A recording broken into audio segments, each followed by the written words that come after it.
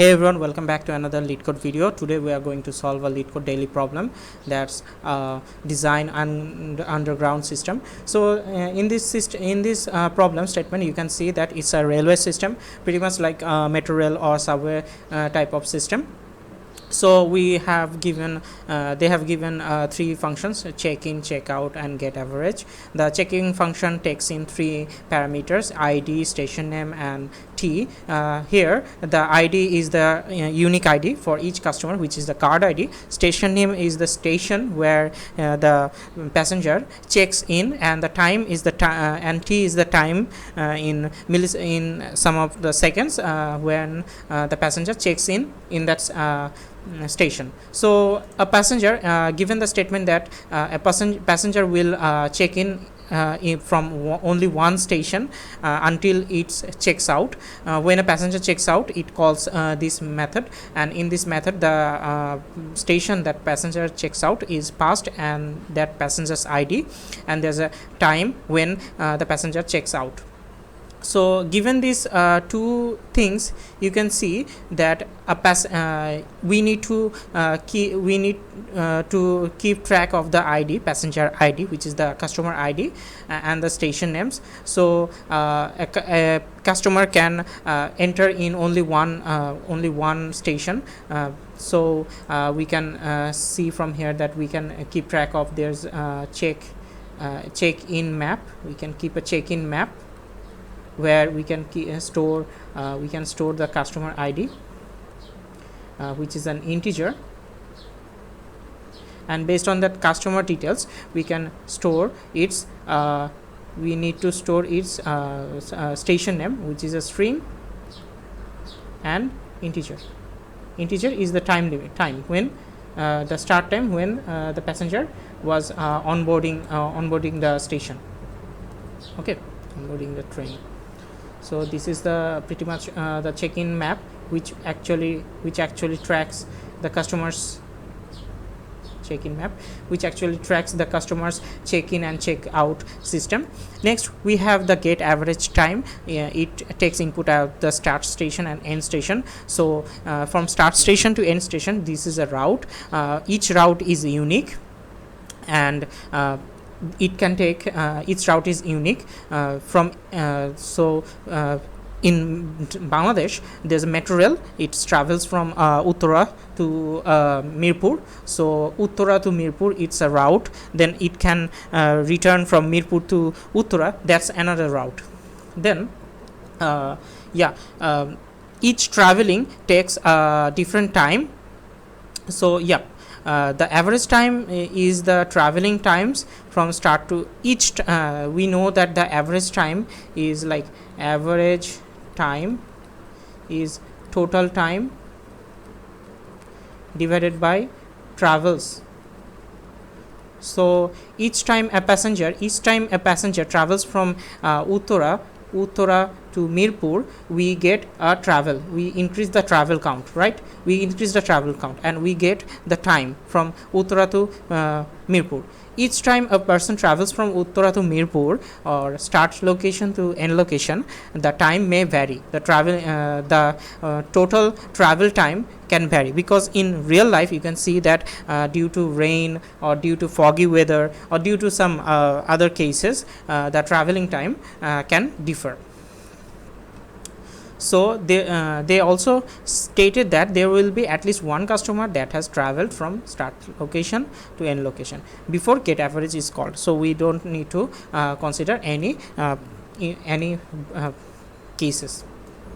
So in this here we can see that this is the gate where passenger checks in, and the passenger puts his card. So when he checks in, when the check-in function called, suppose the passenger is 9, he gets into from Uttara, then the time then is 10. So the passenger checks in and it puts in here. So in our map, in our check-in map, we currently have that 99 data corresponding to that 99, and we have its u and 10. Then when that passenger, so in here we can see that, let me zoom out. So here we can see that and write it here.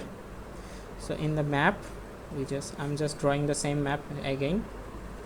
So in this map we have the passenger detail. This is the check-in map.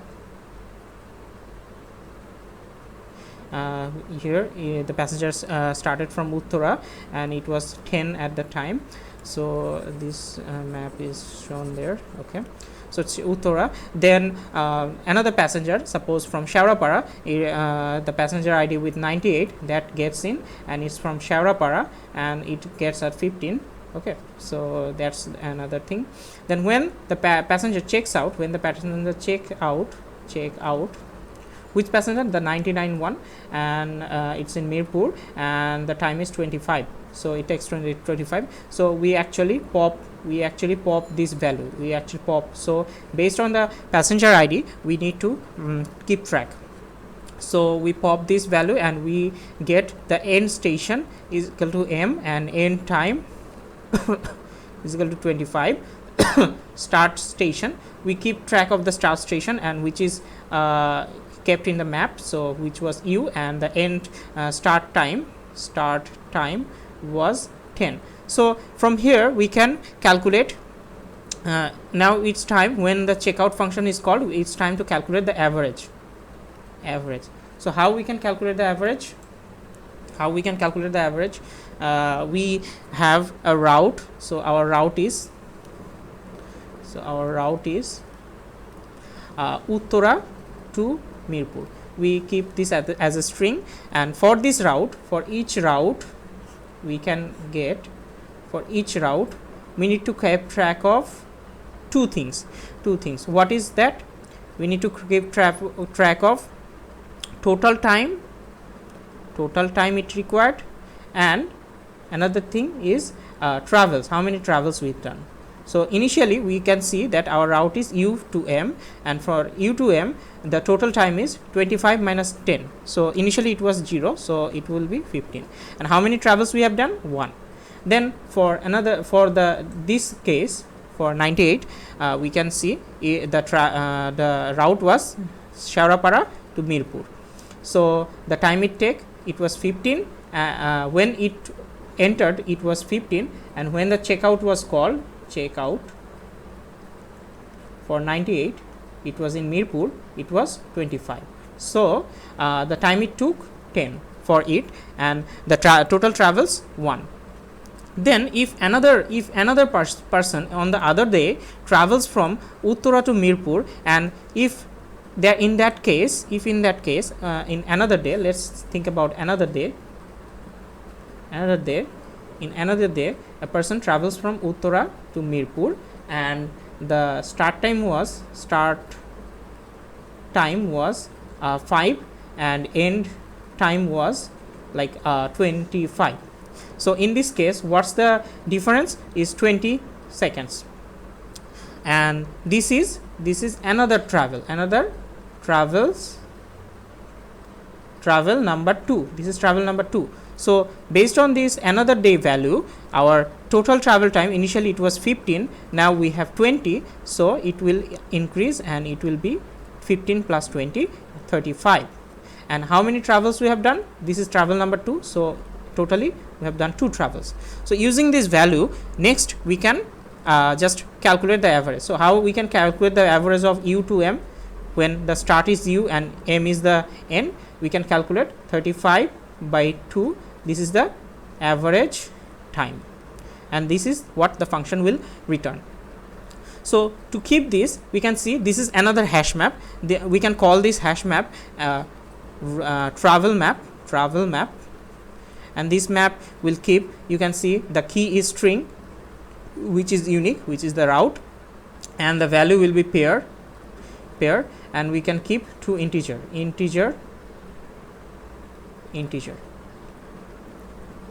So this is pretty much the base thing and the description. Let's go into the solution. So here you can see this is a check-in map and this is a travel map. At first we have initialized both of the maps. When the check-in is called, we simply put the ID and the necessary information for that passenger. which is the station name and the time. Then when the checkout is called, we remove the value from the check-in map. Then from the pair, from the check-in data, we can get the start station of that passenger and the start time of that passenger at that time. So, and we create the route key. The route key is the start station and the end station.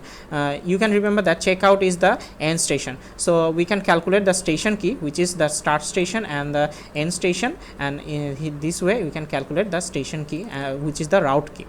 So next we initialize two variables, and using these variables we can calculate, we can get from travel map get or default. Get or default usually works with the get, and it checks for the key. If the key is not present in this map, it will just return this value, return this object, which is a new pair with 0 travel time and 0 travels. So we have this pair. Next we can get the total time from the pair, which is the key part, and the total time we just increase the total time, like t, which is the end time minus start time, which is the time delay it's taken, and the travels, how many travels we have done. Initially we have done 0 travels, and so we get it from this, and then we increase 1 to it. So next we put travel map and update it with the new pair with the new total time and new travels we have gotten. So next we get we call the get average time, which is the function that outputs average. So we need we have the start station and the end station. Based on the start station, end station, we have the route key. Using the route key we get the time travel pair, which is using this, and after this pair we get the key part where it is output, and we get the travel part, which is the value. So this way we can finally get the average time. Okay, the time, total time versus divided by the travels. You can see 1.0 into something. This is because I've typecasted it. It will typecast the value in the travels to double, and it will return a double value. So this is pretty much how it works. Let's submit it. This is really easy problem. I hope you got the hint, and you can see it's 82% and pretty much very efficient. The problem runs in O of 1 time, but the memory complexity is high. Okay, so that's all. If you like this this solution, please like the video and share. Thank you.